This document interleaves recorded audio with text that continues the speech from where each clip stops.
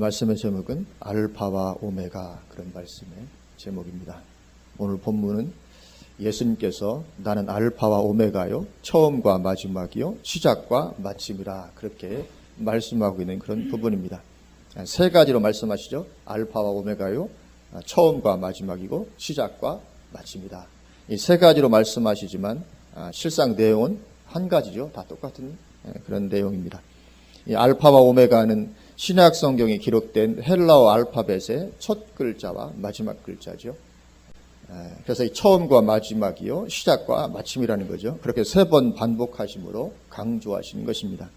예수님은 알파와 오메가가 되십니다.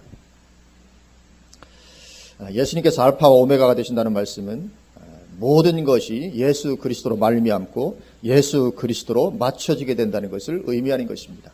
알파와 오메가면 알파와 오메가 안에 모든 것이 다 들어있습니다. 그렇죠? 그래서 예수님 안에 모든 것이 다 들어있다. 모든 것이 예수님으로 말미암고 예수님으로 맞춰지게 된다. 예수님은 다른 말로 하면 창조주 하나님이시고 전능자시다. 그런 의미입니다. 알파와 오메가가 되신다는 것은 그 안에는 그분은 전능자이시고 그분은 창조주이시다. 그런 의미가 거기에 들어가 있는 것입니다. 계시록에서는 이런 구절이 세 군데 나옵니다. 알파와 오메가 이런 구절이 세 군데 나오는데 다른 두 곳에서는 성부 하나님에 대해서 사용되고 있습니다. 계시록 1장 8절을 보면 주 하나님이 이르시되 나는 알파와 오메가라, 이제도 있고 전에도 있었고 장차 올 자요 전능한 자라 하시더라. 그래서 이 성부와 하나님에 대해서 알파와 오메가라고 묘사를 하고 있습니다. 그런데 예수님에 대해서도 역시 알파와 오메가라고 묘사를 하고 있죠. 그것은 곧 예수님께서 하나님이신 것을 드러내시는 것입니다. 그분이 알파와 오메가라면 그분은 하나님이시라, 그런 뜻이 되는 것입니다. 그렇게 예수님은 전능하신 하나님으로서 알파와 오메가요, 시작과 마침이 되시는 분이십니다. 그래서 이 세상의 역사를 시작하신 분도 누구십니까? 예수님이셨죠. 요한복음 1장 1절에서 3절에 이렇게 말씀합니다. 태초에 말씀이 계시니라. 여기 말씀은 예수님을 가리켜서 말씀으로 이렇게 표현을 하고 있습니다. 태초에 말씀이 계시니라. 이 말씀이 하나님과 함께 계셨으니 이 말씀은 곧 하나님이시니라. 예수님이 하나님이라는 거죠. 그가 태초에 하나님과 함께 계셨고 만물이 그로 말미암아 지은 바 되었으니 지은 것이 하나도 그가 없이는 된 것이 없느니라. 아멘. 이 만물이 예수 그리스도로 말미암았다. 지은 것이 하나도 예수님 없이 된 것이 없다. 그렇게 말씀을 하고 계십니다. 알파가 되시는 거죠. 그리고 이 세상의 역사를 마치실 분도 역시 예수님이십니다. 예수님께서 재림하셔서 이 세상에서 왕노릇하던 마귀의 세력들을 붙잡아 무저갱에 던져 넣으심으로 이 세상의 역사는 끝이 나게 되는 것이죠. 그리고는 새하늘과 새 땅이 펼쳐지게 되는 것입니다. 그렇게 예수님은 이 세상의 알파와 오메가가 되십니다. 그런데 이 세상 역사뿐만 아니라 사람들 개개인의 역사 역시 마찬가지죠. 개인의 역사에 있어서도 예수님은 알파와 오메가가 되시는 분이십니다. 그래서 한 사람 한 사람을 이 땅에 있게 하신 분이 예수님이시죠. 예수님이 우리를 이 땅에 있게 하셨습니다. 그리고 그 한 사람 한 사람의 인생을 마감 지으실 분도 예수님이십니다. 그래서 예수님께서 오늘이라도 오라 하시면 우리는 죽음을 맞이할 수밖에 없는 것이죠. 그래서 누가복음 12장 16절에서 21절에 이렇게 말씀하십니다. 또 비유로 그들에게 말하여 이르시되 한 부자가 그 밭에 소출이 풍성함에 심중에 생각하여 이르되 내가 곡식 쌓아둘 곳이 없으니 어찌할까 하고 또 이르되 내가 이렇게 하리라. 내 곳간을 헐고 더 크게 짓고 내 모든 곡식과 물건을 거기 쌓아두리라. 또 내가 내 영혼에게 이르되 영혼아 여러 해 쓸 물건을 많이 쌓아두었으니 평안히 쉬고 먹고 마시고 즐거워하자 하리라 하되 하나님은 이르시되 어리석은 자여 오늘 밤에 내 영혼을 도로 찾으리니 그러면 내 준비한 것이 누구의 것이 되겠느냐 하셨으니 자기를 위하여 재물을 쌓아두고 하나님께 대하여 부여하지 못한 자가 이와 같으니라. 아멘. 우리의 영혼을 도로 찾으신 것, 오늘 밤에 내 영혼을 도로 찾으리니, 우리의 영혼을 도로 찾으신 것, 그것이 주님의 권세 아래 달려있는 것이죠. 주님께서 원하시면 오늘 밤에라도 우리 영혼을 취하여 가실 수가 있으신 것입니다. 인생의 생사와 복 모든 것들이 다 주님의 권세 아래 달려있는 것이죠. 그래서 마태복음 10장 28절에서 31절에도 몸은 죽여도 영혼은 능히 죽이지 못하는 자들을 두려워하지 말고 오직 몸과 영혼을 능히 지옥에 멸할 수 있는 일을 두려워하라. 참새 2마리가 한 아사리온에 팔리지 않느냐. 그러나 너희 아버지께서 허락하지 아니하시면 그 하나도 땅에 떨어지지 아니하리라. 너희에게는 머리털까지 다 세신 바 되었나니 두려워하지 말라. 너희는 많은 참새보다 귀하니라. 아멘. 우리 하나님 아버지께서 허락하지 아니하시면 참새 한 마리도 땅에 떨어지지 않는다. 그렇게 말씀하십니다. 이 세상에 우연이 있습니까? 우연은 없습니다. 하나님께서 허락하지 아니하시면 그 어떤 일도 우연히 발생하지 않습니다. 하나님은 전능하신 하나님이십니다. 우리 머리털까지 다 세신 바 되시는 줄로 믿습니다. 우리 개인의 역사에서도 알파 오메가 되시는 분은 하나님이십니다. 마찬가지로 한 민족의 역사에 있어서도 마찬가지죠. 한 민족의 역사에 있어서도 주님은 알파와 오메가가 되십니다. 어느 나라든 그 나라의 운명도 주님 손 안에 달린 줄로 믿습니다. 한 나라의 운명이 다른 어떤 것이 달려있지 않습니다. 하나님의 손 안에 달려 있습니다. 우리나라의 운명이 절대로 북한 김정은의 손에 달려있지 않습니다. 믿으시죠? 우리나라의 운명이 김정은의 손에 달려 있습니까? 그렇지 않습니다.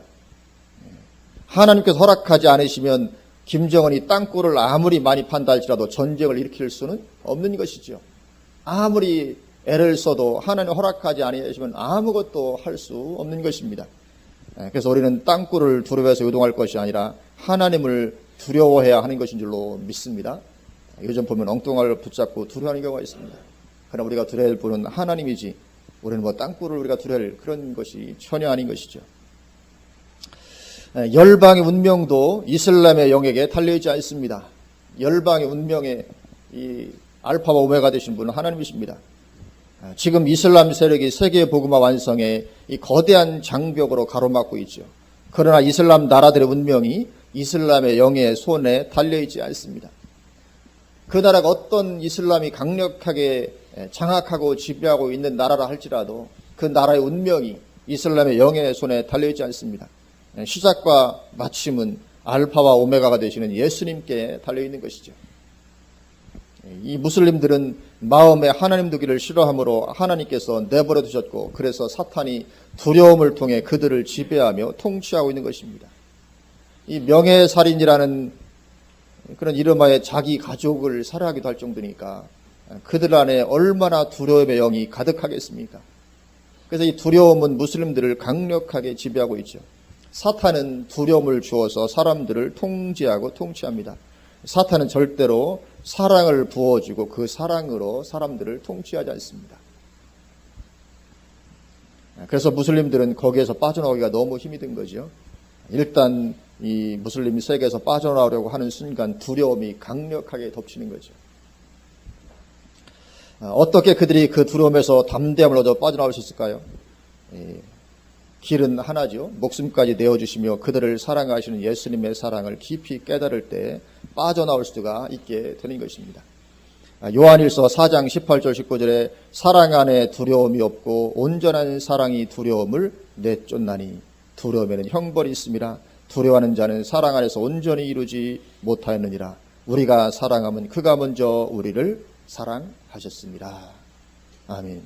온전한 사랑은 두려움을 내쫓는다. 그렇게 말씀합니다. 사랑 안에 두려움이 없다. 그렇게 말씀하십니다. 그래서 이 무슬림들이 그가 먼저 나를 이렇게 사랑하셨구나. 그것을 깊이 깨닫는 순간 모든 두려움을 떨치고 일어날 수가 있게 되는 것인 줄로 믿습니다. 그래서 예수님은 알파와 오메가, 시작과 마침이 되시는 분이십니다. 그래서 이제 곧 예수님께서 인류 역사를 마감하시러 오실 것입니다. 알파가 있으면 오메가는 있을 수밖에 없는 것이기 때문에 이제 곧 주님께서 인류 역사를 마감하시러 오시는 그런 날이 도래하게 되죠.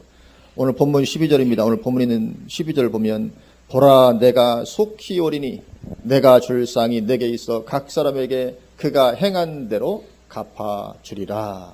아멘. 주님 속히 오신다고 말씀하십니다. 그러면 얼마나 속히 오시는가? 누가복음 21장 31절에 이와 같이 너희가 이런 일이 일어나는 것을 보거든 하나님의 나라가 가까이 온 줄을 알라. 그렇게 말씀하십니다. 이와 같이 너희가 이런 일이 일어나는 것을 보거든 주님께서 가르쳐 주신 마지막 때의 징조들이 일어나는 것을 보면 가까이 오신 것이라 그렇게 말씀을 하고 있습니다. 그리고 지금 우리는 주님께서 말씀하신 징조가 조금씩 이루어져 가는 것을 보는 시대에 살고 있습니다. 지금 세계가 하나가 되어서 이 바벨탑 시대로 점점 나아가고 있죠. 점점 세계는 하나가 되고 있습니다. 지난주인가요? 또 중국하고 FTA 이렇게 체결되고 이렇게 계속 나오잖아요.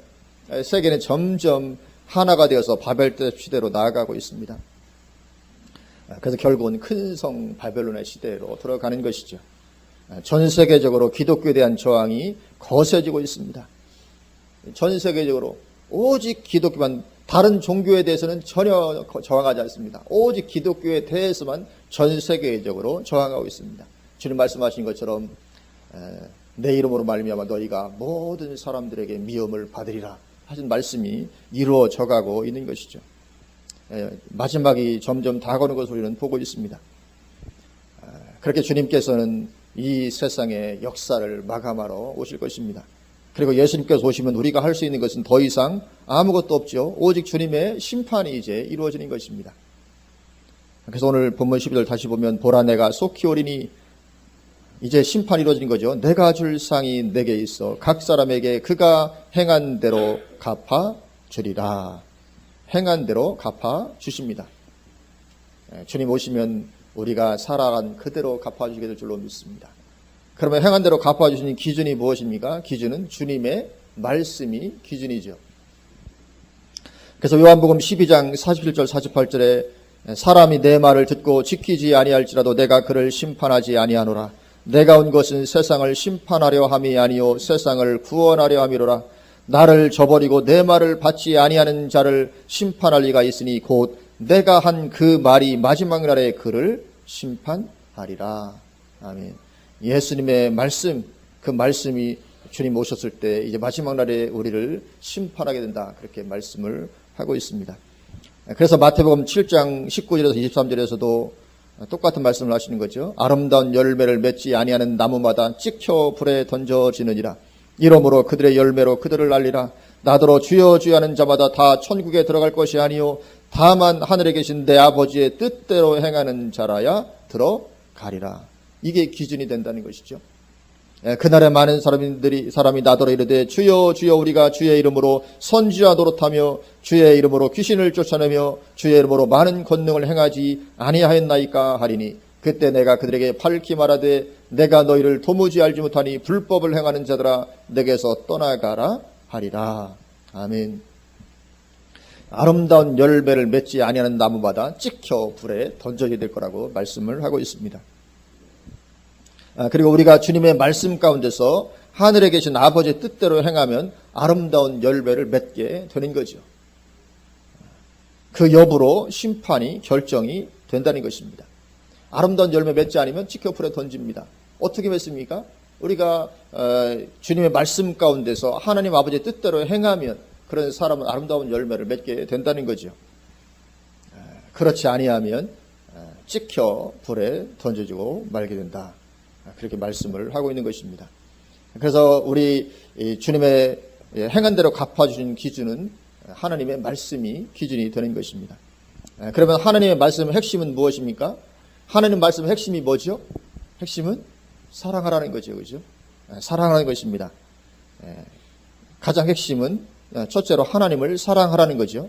그래서 한 서기관이 예수님께 와서 모든 계명 중에서 그러니까 모든 말씀들 중에서 첫째가 무엇인지 질문했을 때 예수님께서 하신 답변입니다.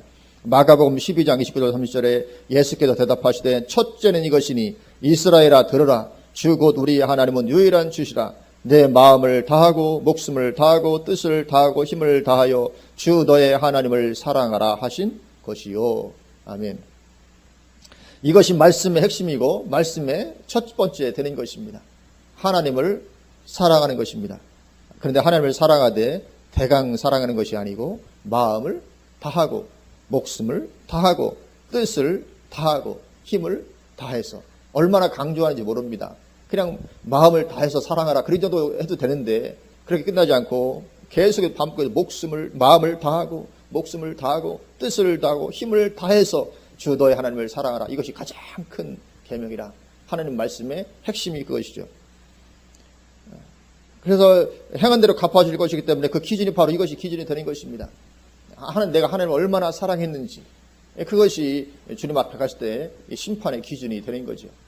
왜냐하면 말씀으로 심판하시는데 말씀의 핵심이 하나님을 사랑하는 것이기 때문에 그렇습니다. 하나님은 절대로 다른 것들과 동등하게 사랑받고 동등하게 경배받고 하실 수가 없으십니다. 우리가 하나님을 사랑하면서 다른 어떤 것도 사랑할 수 있죠. 우리가 사람들 중에서 내가 이 사람을 사랑하면서 다른 사람을 동시에 사랑할 수 있다고 생각할 것입니다. 그러나 하나님 대해서는 그것이 절대로 가능하지 않다는 거죠. 하나님은 그것을 너는 나를 사랑하는 거라고 이렇게 인정해 주시지 않는다는 것입니다. 누가복음 16장 13절에 집 하인이 두 주인을 섬길 수 없나니 혹 이를 미워하고 저를 사랑하거나 혹 이를 중히 여기고 저를 경히 여길 것임이니라. 너희는 하나님과 재물을 겸하여 섬길 수 없느니라. 아멘. 두 주인을 섬기는 것은 가능하지 않다. 그렇게 말씀하십니다. 그래서 이 겸하여 섬길 수 없다고 말씀하시는데, 이 겸하여 섬기는 것은 영적인 간음이라고 하시면서 부자와 나사로의 예를 이어서 들어주신 거죠. 부자가 유대인으로서 하나님을 믿는다고는 했겠지만 결국 지옥에 가게 되지 않았느냐는 것이죠. 이 부자가 하나님을 안 믿는 사람이 아니었죠. 유대인이니까요. 부자와 나사로 유대인입니다. 기본적으로 하나님을 믿는 사람들입니다. 그렇게 하나님을 믿는다고는 했겠지만 이 부자 지옥에 가고 말았습니다. 누굽니까? 겸하여 섬긴 자의 결말이죠. 그리고 우리가 하나님을 사랑하되 대강 사랑해서는 안 되는 것이, 그건 하나님을 사랑하는 것이 아닙니다. 하나님도 사랑하고 세상도 사랑한다. 그럼 그건 하나님을 사랑하는 것이 아니라고 지금 말씀하는 거죠. 겸하여 사랑하는 것은 사랑이 아니라는 거죠. 그래서 우리는 하나님을 사랑하되 마음을 다하고 목숨을 다하고 뜻을 다하고 힘을 다해서 그렇게 내 온 전 존재를 다해서 하나님을 사랑할 것이 요구가 되는 것입니다. 그렇게 하나님 사랑하지 않고 나 대강 예수 믿었으니까 구원받을 것이다. 그게 그렇게 안 된다는 것이거든요. 성경이 누누이 말씀합니다. 그냥 내가 대충 예수 믿었으니까 천국 구원받겠지. 그게 아니라는 거죠. 우리 심판할 것은 하나님 말씀으로 심판하십니다.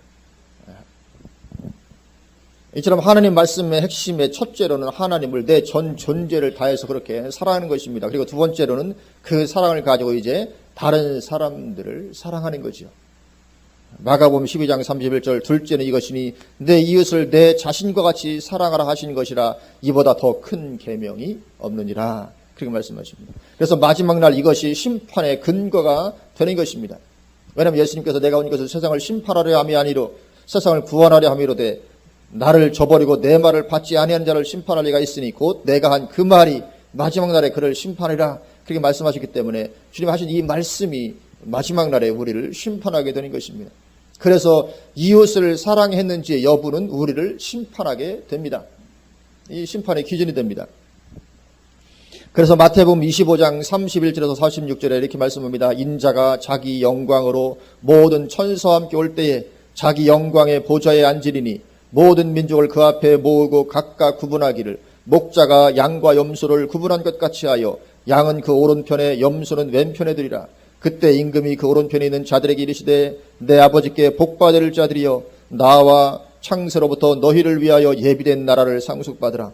내가 줄일 때 너희가 먹을 것을 주었고 목마를 때 마시게 하였고 나그네 되었을 때 영접하였고 헐벗었을 때 옷을 입혔고 병들었을 때 돌보았고 옥에 갇혔을 때 와서 보았느니라. 이에 의인들이 대답하여 이르되 주여 우리가 어느 때에 주께서 줄이신 것을 보고 음식을 대접하였으며 목마르신 것을 보고 마시게 하였나이까. 어느 때에 나그네 되신 것을 보고 영접하였으며 헐벗으신 것을 보고 옷 입혔나이까. 어느 때에 병드신 것이나 옥에 갇히신 것을 보고 가서 배웠나이까 하리니. 본인들도 이해가 안 되는 거죠. 우리가 주님께 그렇게 해드린 적이 없는데 왜 그렇게 해드렸다고 하시는가. 임금이 대답하여 이르시되 내가 진실로 너희에게 이르노니 너희가 여기 내 형제 중에 지극히 작은 자 하나에게 한 것이 곧 내게 한 것이니라 하시고. 아멘. 결국 무엇입니까? 이웃 사랑이죠. 이웃 사랑이 그렇게 중요하다는 것입니다. 또 왼편에 있는 자들에게 이르시되 저주를 받은 자들아 나를 떠나 마귀와 그 사자들을 위하여 예비된 영원한 불에 들어가라. 지옥이 선포되고 있습니다. 단순히 상을 적게 받는 것이 아니라 지옥이 선포되고 있는데 이웃 사랑의 여부를 따라서 지옥이 선포되고 있다는 것을 우리는 보게 됩니다. 내가 주릴 때 너희가 먹을 것을 주지 아니하였고 목마를 때 마시지 아니하였고 나그네 되었을 때 영접하지 아니하였고 헐벗었을 때 옷 입히지 아니하였고 병들었을 때와 옥에 갇혔을 때 돌보지 아니하였느니라 하시니 그들도 대답하여 이르되 주여 우리가 어느 때 주께서 주리신 것이나. 이 사람들도 아마 예수님 믿었다고 하는 사람들이 많이 있었던 것 같아요. 그렇죠? 어느 때 주께서 주리신 것이나 목마르신 것이나 나그네 되신 것이나 헐벗으신 것이나 병드신 것이나 옥에 갇히신 것을 보고 공양하지 아니하더이까. 이에 임금이 대답하여 이르시되 내가 진실로 너희에게 이르노니 이 지극히 작은 자 하나에게 하지 아니한 것이 곧 내게 하지 아니한 것이니라 하시리니 그들은 영벌에 의인들은 영생에 들어가리라 하시니라. 아멘. 결국은 여기에서는 천국과 지옥이 어떻게 구분이 되고 있습니까? 이웃 사랑을 했느냐 안 했느냐, 실천을 했느냐 안 했느냐, 그것에 의해서 지옥이냐 천국이냐가 구분되고 있습니다. 그러니까 단순히 그냥 나는 나 예수 믿었으니까 천국 갈 것이다, 꼭 그렇지 않을 거라는 것을 우리는 인식을 해야 됩니다. 왜냐하면 마지막 날에 하나님의 말씀이 우리를 심판하실 것입니다. 정말 믿었냐는 거죠. 너 정말 믿었냐? 그걸 물으시는 것이죠. 물론 이 말씀에서 이웃은 믿는 형제를 말하고 있죠. 여기 내 형제 중에 지극히 작은 자 하나에게 한 것이고 내게 한 것이라. 이 불신자를 가리키는 것이 아니고 불신자를 향해서 여기는 내 형제라고 말하지 않습니다. 예수님이. 그를 또 예수님과 동일시하지도 않습니다. 여기 내 형제 중에서 지극히 작은 자 하나에게 한 것이 곧 내게 한 것이나. 그래, 믿는 어떤 다른 형제 자매를 향해서 내가 주님의 이름으로 어떤 선한 것을 한 것은 곧 주님을 향한 산 것과 같은 것이 된다. 그렇게 말씀을 하고 있는 것이죠. 그래서 우리가 사랑해야 할 첫 번째 대상으로서 이웃은 믿는 형제 자매들입니다. 그래서 우리가 믿는 형제 자매들을 어떻게 대하는지의 여부가 나중에 우리를 심판하게 될 거라 그런 것이죠. 교회 안에 정말 어렵고 힘든 형제 자매가 있을 수 있습니다. 그러나 부유한 자가 그를 전혀 돌아보지 않았다. 그럼 그것이 이제 이 심판의 근거가 되게 되는 것이죠. 이 말씀이 그런 말씀이거든요. 그래서 우리가 하나님을 사랑했는지, 그 사랑을 가지고 우리가 이웃을 사랑했는지 그 여부가 우리를 나중에 심판하게 되는 것입니다. 그렇게 우리가 이웃을 사랑해야 되는데 첫 번째로는 믿는 형제자매고, 그리고는 또 믿지 않아서 지옥을 향해 가고 있는 사람들 역시 우리는 사랑해야 됩니다. 그들 역시 우리의 이웃이 아닌 것이 아니죠. 그들을 위해서도 주님께서 십자가를 지셨습니다. 그들을 사랑해야 되는 것이죠. 그리고 믿지 아니하는 사람들을 사랑하는 길은 그들을 위해서 기도하며 복음을 전해주는 것이죠. 이게 우선적인 사랑입니다. 그들에게 빵을 나눠주는 것이 우선적인 것이 아니고, 안 믿는 사람들은 기도해주고 복음을 전해주는 것, 그것이 그들을 사랑하는 길이 되는 것이죠. 그리고 그러한 사랑의 실천은 엄청난 축복이 따라오게 될 줄로 믿습니다. 그러니까 우리가 믿지 않은 자들을 사랑해서 그들을 위해서 기도해주고 그들에게 복음을 전해주는 것은 엄청난 축복으로 우리에게 임하게 되는 것인 줄로 믿습니다. 직접적으로는 하지 못하더라도 간접적으로만 해도 축복이 거기에는 부어집니다. 그래서 사도 바울이 빌립보 성도들에게 감사하고 그들을 위해서 기도해주고 했던 것을 보게 됩니다. 빌립보서 1장 3절에서 5절에 사도 바울이 빌립보 성도를 향해서 말합니다. 내가 너희를 생각할 때마다 나의 하나님께 감사하며 간구할 때마다 너희 무리를 위하여 기쁨으로 항상 간구함은 너희가 첫날부터 이제까지 복음을 위한 일에 참여하고 있기 때문이라. 아멘. 이 사도 바울은 복음을 전하는 일에 온 삶을 헌신한 사람입니다. 물론 빌립보 성도는 그렇게까지 헌신하지 않았습니다. 그럼에도 불구하고 사도 바울이 빌립보 성도들 생각할 때마다 감사하고 또 간구할 때마다 그 빌립보 성도들을 위해서 기쁨으로 항상 간구하는 것은, 왜냐하면 그들이 복음을 위한 일에 참여했기 때문에. 사도 바울이 온 삶을 복음 전하는 일에 헌신했고 빌립보 교회들이 거기에 동참했다는 거죠. 그래서 사도 바울이 그렇게 감사하며 기쁨으로 그들을 위해서 기도해주고 있는 것입니다. 그래서 그들을 향해서는 모든 필요를 풍성히 채워주실 약속도 선포되고 있습니다. 빌립보서 4장 18절 19절에 내게는 모든 것이 있고 또 풍부한지라 에바 브로디도 편에 너희가 준 것을 받음으로 내가 풍족하니 이는 받으실 만한 향기로운 제물이요 하나님을 기쁘시게 하는 것이라. 나의 하나님이 그리스도 예수 안에서 영광 가운데 그 풍성한 대로 너희 모든 쓸 것을 채우시리라. 아멘. 근데 이 많은 경우에 이 19절 이 말씀만 암송하는 경우가 많이 있어요. 저도 옛날에 이 말씀만 많이 암송했거든요. 나의 하나님이 그리스도 예수 안에서 영광 가운데 그 풍성한 대로 너희 모든 쓸 것을 채우시리라. 아멘. 하나님 채우신다. 근데 그 앞절을 싹 빼먹고. 그러나 그렇지 않습니다. 그렇게 하신 근거가 있죠. 그것이 뭐냐면 그렇게 복음 사역에 동참했기 때문에 사도 바울이 복음을 전할 때 그렇게 빌립보 성도들이 동참해서 같이 협력하고 도와주고 후원하고 그렇게 된 것을 보게 됩니다. 그래서 이 빌립보 성도들은 직접적으로는 하지 않았지만 간접적으로 복음제에 동참했죠. 간접적으로만 동참했는데도 이런 축복이 주어지고 있는 것을 보게 됩니다. 우리는 반드시 복음 사역에 직접적으로든 간접적으로든 동참해야 합니다. 왜냐하면 주님께서 이렇게 말씀하셨기 때문에 그렇습니다. 마태복음 12장 30절에 나와 함께 아니하는 자는 나를 반대하는 자요 나와 함께 모으지 아니하는 자는 해치는 자니라. 그렇게 말씀하십니다. 가만히 있으면 어떻게 된다고요? 그건 해치는 자라는 것입니다. 나와 함께 모으지 아니하는 자는 해치는 자라. 그렇게 말씀하십니다. 그래서 우리는 어찌하든지 복음 사역에 직접적으로든지 간접적으로든지 우리는 동참하는 가운데 있어야 됩니다. 그 여부가 나중에 우리를 심판하게 될 것입니다. 틀림없습니다.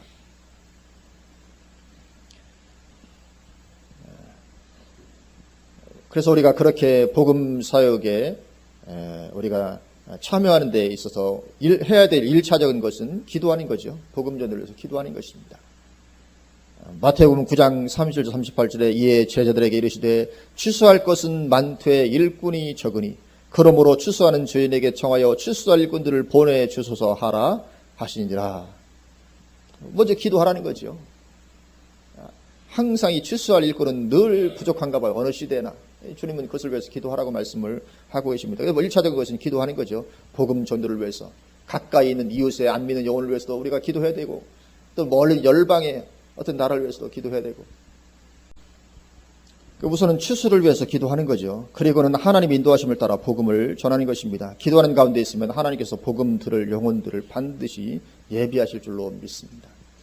내가 관심이 없어서 그렇지 정말 관심을 가지고 정말 이 영혼을 위해서 기도하는 가운데 있으면 하나님께서 반드시 복음 들을 영혼을 예비해 주실 줄로 믿습니다. 그러면 우리는 그에게 인생의 답을 주면 되는 거죠. 그게 전도하는 것입니다. 인생의 모든 문제는 예수 그리스도 안에 답이 다 있는 줄로 믿습니다. 인생의 모든 문제는 예수님 안에 답이 다 있습니다. 그 답을 그에게 인생의 답을 주는 것이죠. 그게 바로 복음을 전하는 것입니다. 그리고 인생의 모든 문제는 예수 그리스도 안에 답이 다 있다. 이것을 깨달은 사람이 바로 예수님이 알파와 오메가가 되신다는 것을 깨달은 사람입니다. 예수님이 알파 오메가 되신다는 것은 예수님 안에 모든 것이 다 있다는 뜻이거든요. 모든 것 예수님과 관계없고 예수님 안에 있지 않은 것이 어떤 것도 없다. 이 알파 오메가 되신다는 의미입니다. 그래서 그것을 깨달은 사람은 야 정말 예수 그리스도 안에는 모든 인생의 문제에 답이 다 있구나. 그것을 깨달은 것이 되는 것이죠. 그래서 우리는 예수님이 정말 알파와 오메가가 되신다. 예수님은 모든 인생 문제의 해답이 되신다. 우리가 그것을 반드시 깨달아야 될 줄로 믿습니다. 그러나 교회 다녀도 이것을 깨닫고 신앙생활하는 사람 아주 소수입니다. 교회 안에 사람은 많이 있지만 정말 예수님이 알파 오메가 되신다는 것을 깨닫고 신앙생활하는 사람은 아주 소수입니다. 그래서 신앙생활 하면서도 의심하고 불안해하고 두려워하고 세상 것 찾고 추구하고 자꾸 쌓아놓으려고 하고 자꾸 이런저런 저런 행위를 자꾸 하는 것이죠. 왜냐하면 아직 예수님으로 말미암은 이 답을 갖지 못했기 때문에 그렇습니다. 예수님은 답이 되는 줄로 믿습니다. 정답이 예수님이십니다. 예수 그리스도를 그렇게 깨닫고 사는 사람이 천국에도 들어가게 되는 것이죠. 오늘 본문 14절 우리 14절 말씀은 같이 한번 봉독하실까요? 자기 두루마기를 빠는 자들은 복이 있으니 이는 그들이 생명나무에 나아가며 문들을 통하여 성에 들어갈 권세를 받으려 함이로다.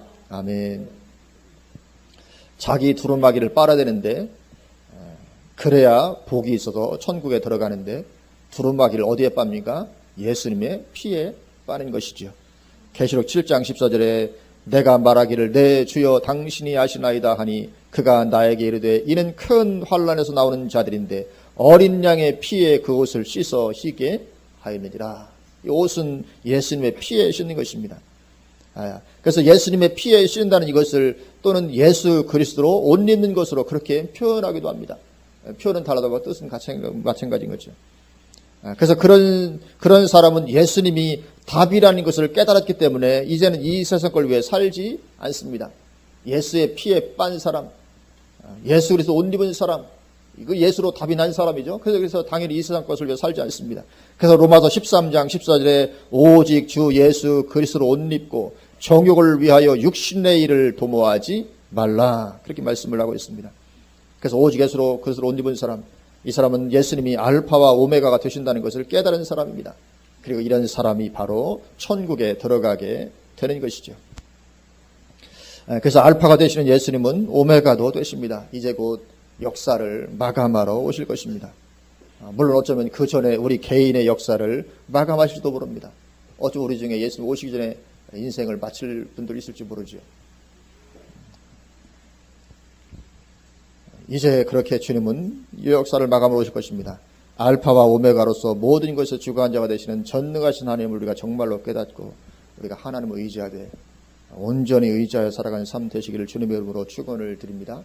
그러면 그대로 주님 오셔서 그대로 행한 대로 갚아주시는 은혜와 역사를 우리가 누리게 될 줄로 믿습니다.